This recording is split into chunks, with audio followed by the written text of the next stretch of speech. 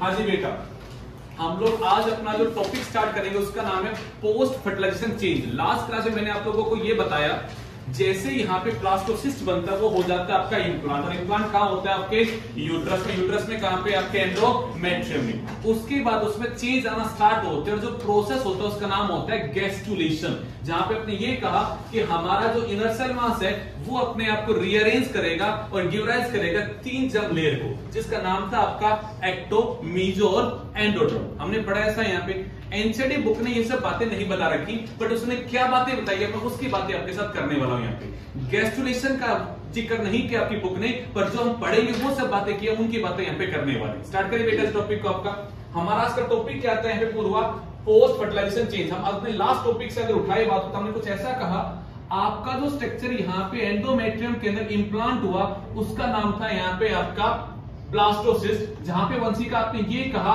बाहर की जो लेयर हमारी होती है उसका नाम है यहाँ पे ट्रोपोब्लास्ट। जो आपने ये कहा ये हमारी हेल्प करेगी इम्प्लांटेशन में, किसमें हेल्प करेगी एंड हेल्प करेगी किसमें, आपकी प्लेसेंटा के फॉर्मेशन में। आपने कहा ये हमारी बाहर की जो लेयर है उसका नाम होता है यहाँ पे आपका ट्रोपोब्लास्ट। आपने कहा मनस्वी जी यहाँ पे हमारा जो मास ऑफ द सेल है उस मास ऑफ द सेल का आप लोगों ने नाम रखा है यहाँ पे, निकी नाम क्या था इसका यहाँ पे, इनर सेल मास।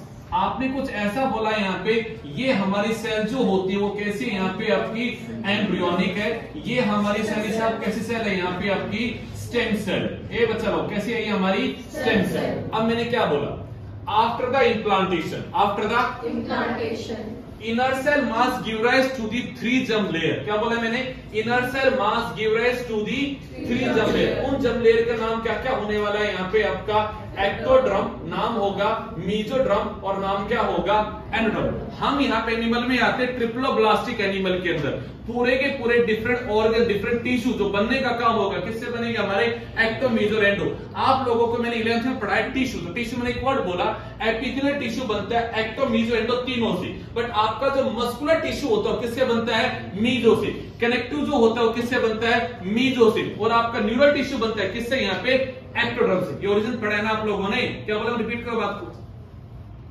हमारा एपिथेलियल ऐसा टिश्यू है जो किससे बनने वाला है आपका यहाँ पे एक्टो से, मीजो से और एंडो से। डिपेंड करता है बॉडी किस ऑर्गन में बनने वाला है। अगले मैंने बोला हमारा जो होता है कनेक्टिव टिश्यू, हमारा जो होता है बेटा जी मस्कुलर टिश्यू वो किससे बनता है आपका मीजोड्रम से, और जो हमारा होता है न्यूरल टिश्यू वो किससे बनता है हमारा यहाँ पे एक्टोड्रम से। अब अगर ये मेरे टिश्यू से बने, टिश्यू ही मिलके क्या बनाएंगे मेरे ऑर्गन, तो सारे ऑर्गन भी किससे बनेंगे मेरे, इन्हीं 3 जर्म लेयर से बनेंगे, हाँ या ना। मेरे जो भी ऑर्गन होंगे वो किससे बनेंगे, टिश्यू से, और ऑर्गन से क्या बनेगा ऑर्गन सिस्टम, ऑर्गन सिस्टम से क्या बनेगा मेरा ऑर्गेनिज्म। इट में से 3 जर्म लेयर मेरे अलग अलग टिश्यू को बनाएगी, तो पूरे ऑर्गेनिज्म को बनाने का काम कौन करेगी, मेरी 3 जर्म लेयर। हम बोलते हैं कैसे एनिमल है यहाँ पे आपके ट्रिप्लोब्लास्टिक। कैसे हैं, क्या ये बात सही है। अगले वर्ड पे आते हैं। आपने कहा सर ये चीज तो आपने इसमें बातें की, इसका क्या होगा, तो मैं कहूंगा ये आपकी यहाँ पे आगे गिव राइज करेगी किसको बेटा जी, यहाँ पे कोरियन को। ए मनस्वी किसको बनाएगी, आपने कहा सर कोरियन के बनने के बाद क्या होगा, तो मैंने बोला कोरियन के ऊपर डेवलप होगी फिंगर लाइक प्रोजेक्शन। क्या डेवलप होगा, और उन फिंगर लाइक प्रोजेक्शन को हम क्या बोलेंगे यहाँ पे कोरियोनिक विलाई। क्या बोलेंगे, अब ये कहां दशा हुआ आपके यूट्रस के एंडोमेट्रियम में, एंडोमेट्रियम की लेयर भी बनाएगी फिंगर लाइक प्रोजेक्शन, और ये कोरियन ने भी क्या बनाया finger like projection. These projection get interdigitated. ये क्या होगा, इस इंटरडिजिटेशन से क्या होगा, जो बच्चा होगा embryo they get connect to the mother, और मदर के साथ क्या हो जाएगा, और ये जो हमारा कनेक्शन बनेगा ना उस कनेक्शन का नाम क्या होगा, प्लेसेंटा। क्या नाम होगा, प्लेसेंटा। अब मैं क्या बोलता हूं, दोबारा सुनो बात को। यहाँ पे finger like projection develop on the chorion known as chorionic villi.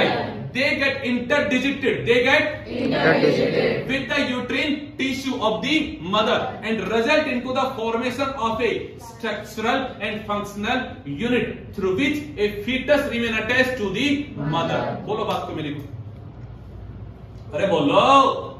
Finger like projection develop on finger like projection develop on chorion known as they get interdigit with the uterine tissue, उसमें भी क्या बने आपके finger right projection, और उन दोनों का क्या हुआ आपस में इंटरडिजिटेशन, उससे क्या बना structural and functional unit through which a foetus get connect to the mother, और वो स्ट्रक्चर का नाम क्या होता है, पकड़े, लिख देंगे। अब हमारी बुक ने यानी कि एनसीईआरटी बुक ने आपके सिलेबस में गैस्ट्रुलेशन का कोई जिक्र नहीं कर रखा, बट ये सारा का सारा काम वंशी का कब हुआ आपके बेटा जी, गैस्ट्रुलेशन में। कब हुआ? क्या ये बात समझ में आती है?